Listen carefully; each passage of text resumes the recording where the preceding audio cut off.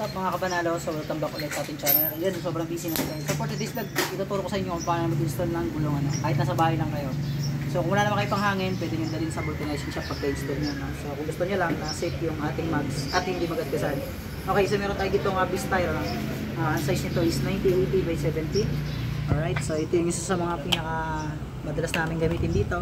So ito naman yung stock ni Bossing. No? So ito ay IRC. 7080 by 17 yung size nito. So ito yung mga stock ng mga Sniper V1 ano.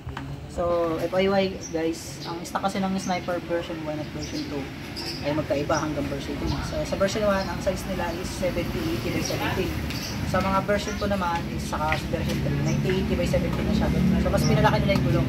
So kaya kakabitan natin siya na 9080 by 17. So ituro ko sa inyo kung paano. So kailangan nyo ng langis, siyempre. Tapos 6 watt, ito yan, ito yung sikat natin. Then, isang balat ng motor para may pangsapin tayo, para hindi nagagasgasan natin. So dito first step, lagyan natin ng langis.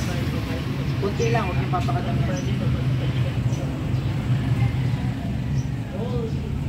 So pag naparami yung lagay nyo, palop nyo agad ang basahan. Para hindi na magkalat na. Dito, ganun din.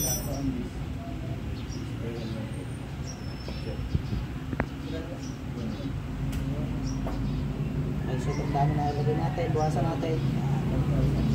Okay, so ito yung ano, so yan. Based on rotation tayo dito guys. So ito yung rear, dito yung ikot. So ito yung threads nya. Ito naman yung front. So ibig sabihin ganito yung pagkakabit. Okay, so sundin nyo lagi yung rotation. So pag nandito yung disc brake sa kanan, so ganito yung pag-install nya. Okay, pak natin. Kasilahin nyo. Okay, so pasok na yung kabaak. Kabila naman tayo. Tapos tapakan nyo lang sa dulo. Doy, yung pulas. So pag hindi nyo matulak, gamit na kagad kayo ng squats. So kapinan nyo lang ng ano. Ganito. Backward! Tapos tapakan nyo lang. Paikot. Backward! Backward! Ayan, tapos yung dito nyo ulit. Sapin ulit. Ayan. Tapos sapin ulit dito. Tay lang. Darat, di parang ada. Good morning. Good morning, boy. Yan.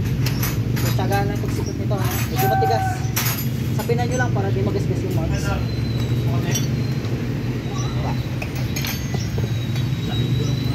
Tunat, ano?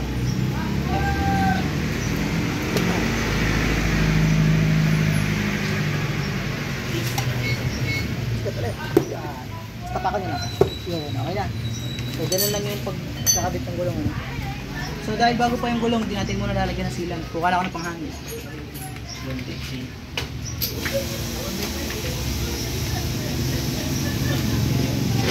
So, ito, may panghangin naman kami dito sa shop.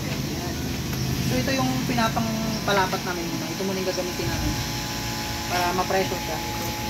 Then, ito yung papang-tie na rest natin. So, saan nga ba ang purpose ng langis? Yung langis kasi ay para lumapat yung gulong ng maayos. Ano?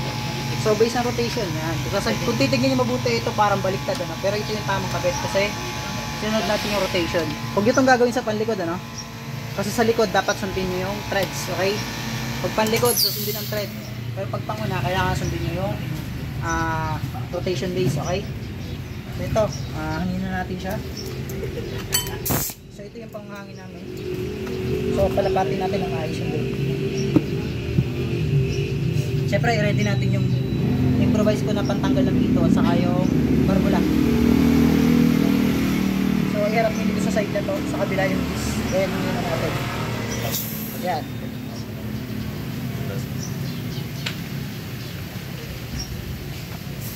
Patay yata, pabuhay nga ako. Yan, pre. Yun. Ayan.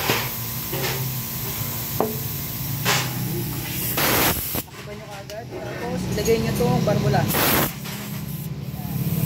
Tapos ipitan natin.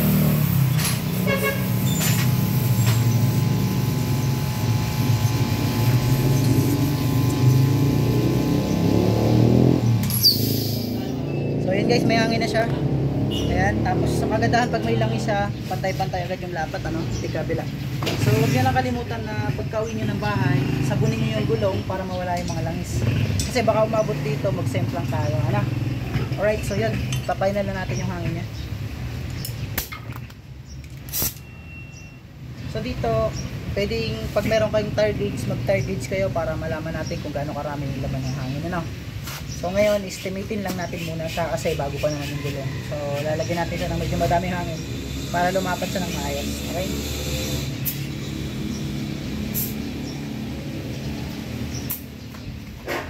So ito, tama-tama lang to. May pito pa to, RJ? Nasaan? Takip. So guys, ito na, tapos na yung ating installation ng gulong. So babalik na natin dun sa mismong motor. So hinangin na natin siya kaagad. Ayun, basta pag wala kayo pang hangin, dalhin nyo lang siguro sa shop sa labas. Magpahangin kayo kasi sa vulcanizing. Kailangan nyo lang ganito sikwat. So sa magtatanong ng sikwat na to, sa Shopee marami nito, ano. Tapos siyempre, gumawa na lang ako ng improvise na pantanggal ng pinto. So yun, pantanggal ng barbula. Siyempre, huwag nyo kalimutan maggupit ng balat ng motol. Ito yung ginagamit natin pang sapin.